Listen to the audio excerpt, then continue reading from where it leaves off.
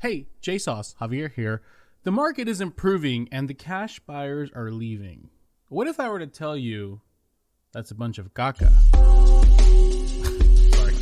Big fan of Vsauce. I had to do them with the intro. So I know I've been making these like cash buyer series videos. If you haven't watched them, there's like 2 or 3 of them. So if you really enjoy this video, go watch all of them. You know, people like the investigation Javi, the Batman Javier. Instead, this time I'm gonna give you a little different scenario. I will still do the investigating that you guys like, but I want to share a personal story with you guys. I had this wonderful client who it's already under contract, but this house really bummed him out. Also, I'm noticing that the reflection is on my freaking glasses, dude.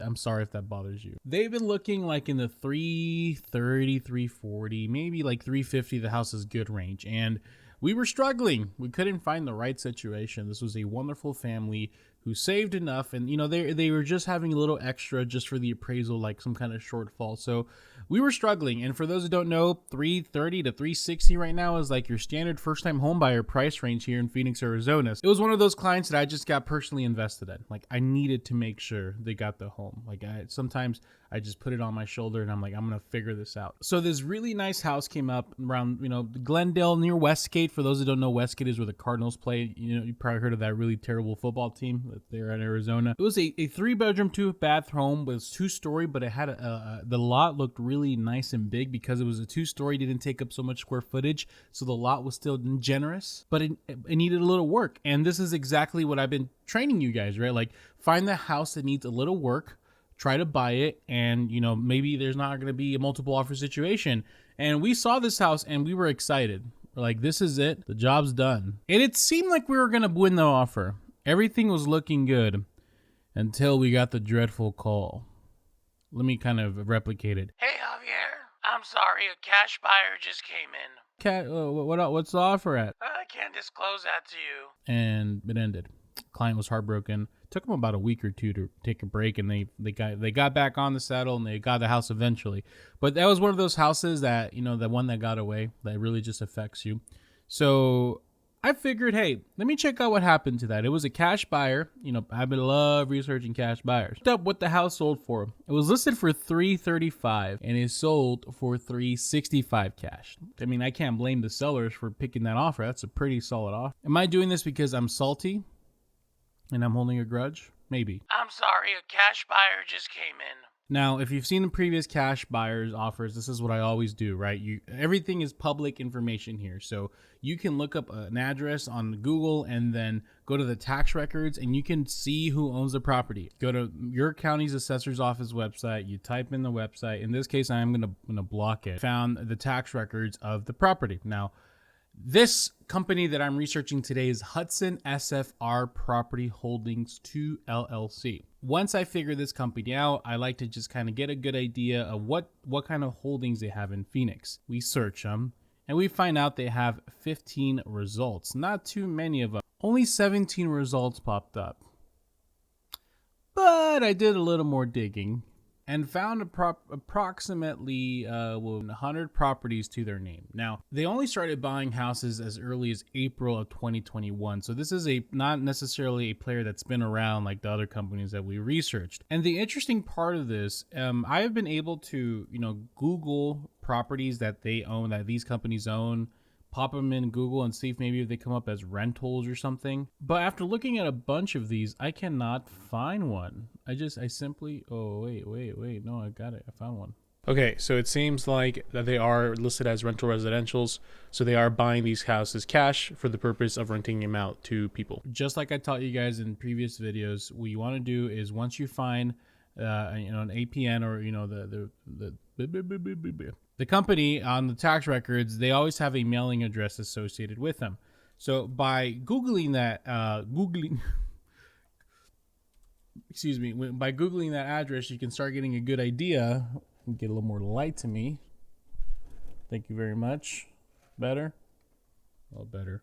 I find out here that this company is Hudson Homes Management LLC. I'm clicking it up and it looks like it's just your standard rental. It looks like their website is Hudson Home Management. Low reviews, but most property management companies have low reviews. I have never seen one that's like excellent throughout the board. So it looks like it's Hudson Homes Management, Homes for Lease. I Googled the name of the company that bought this property, which they're not buying it under Hudson Home Management. They're buying it as Hudson's SFR Property Holdings. On the Google results, I see here that they opened an LLC in Dallas, Raleigh, North Carolina, Georgia, Florida.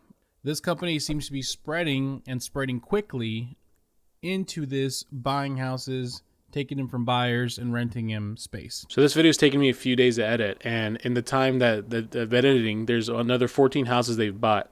So it seems like most of their growth is happening over the last few months, and it's happening very rapidly. Curious to see what other states and how fast they're growing is as well. This is where I'm hitting a snag in the road. I can't seem to find the original owners unless I just start. 5 minutes later. Okay, the company is wholly owned by subsidiary Hudson Advisors. Hudson-advisors.com, a leading global alternate investment manager, assessment manager, service provider with offices across Americas, Europe, Asia, Pacific. Is this a foreign company? Dallas, New York, Sao Paulo, Amsterdam, Asia. Holy sh! Let me click careers real quick. I'm gonna see if I can get a job in there. Yeah, this is a legit company. It always surprises me when you follow the trail. You always end up finding like the cash buyer that just beat you out turns out to be, like in this case, I think this is bigger than all the other companies I've found. This is a global company. It says here originated in the U.S., so I know all the people with American flags or avatars love thinking it's, you know, foreign companies buying up these properties, but in this case, I don't think it is. But we can safely identify that the person that definitely beat out my client's house is a global equity firm, maybe a subdivision of this equity firm that's focused in renting out properties. Now, a lot of people get upset about this. You know, Javier, it's not fair. These cash buyers are making it more difficult for us, and I totally get that. 100%, I agree with you. It's more difficult now than ever to buy a house. The rental market is so lucrative right now, and this kind of ties into my idea. You know, people were asking me the other day, do I think this new a moratorium ending is going to blow up the market? I mean, those landlords have been struggling. They're going to be able to evict the people, and they're going to just put their place back for rent, and they're going to make a lot of money on the rental. Having a house for rent right now is probably one of the most lucrative investments you can have. Like a house that you can buy for the $1,500 payment, you can rent it for, you know, guaranteed definitely a lot more. Now, these equities and these companies seem to have identified it, and unfortunately, some might say that they are taking the American dream away from people so then they can, you know, rent them out. So yeah, if you're competing on a house and it's a cash offer, know you're competing sometimes with a global freaking power, something really massive. And those $30,000 for them is a drop in the freaking ocean for them. 30,000 is nothing to them. Now, for everyday people like you and I, 30,000 is half a year's worth of really hard work. So the thing is, we want to, you know, it is important to buy a house, but at the same time, we have to be aware who we're competing with. If there is a cash situation, and especially if you can identify as if it's like a company like this, there are other houses out there that you don't have to waive your appraisal, that you don't have to waive your inspection. Let them get the houses they need. You're buying a house, then try to get something. And I'm telling you now, guys, the last, let's say 5 houses I've helped people buy have not had to waive their inspections, have not had to waive their appraisal. It's all been like a 5,000, or maybe, you know, there's a case where it's a little higher, but they've all been doing shortfalls, and most of them have been appraising. Yeah, I'm finding myself at a loss of words here. To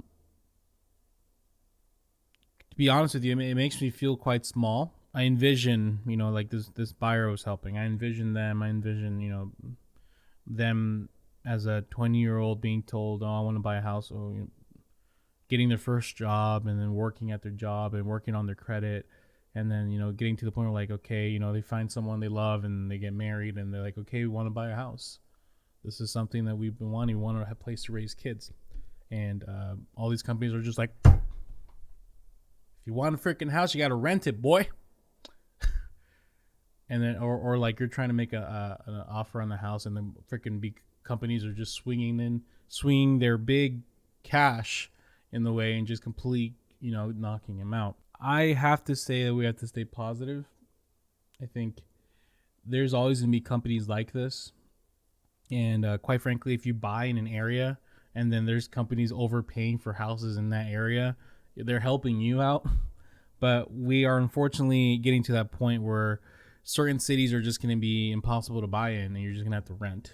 But the rental is really high, so then in that case, you might have to move out. What are your thoughts? You guys agree, disagree? Are you still watching? JSauce out.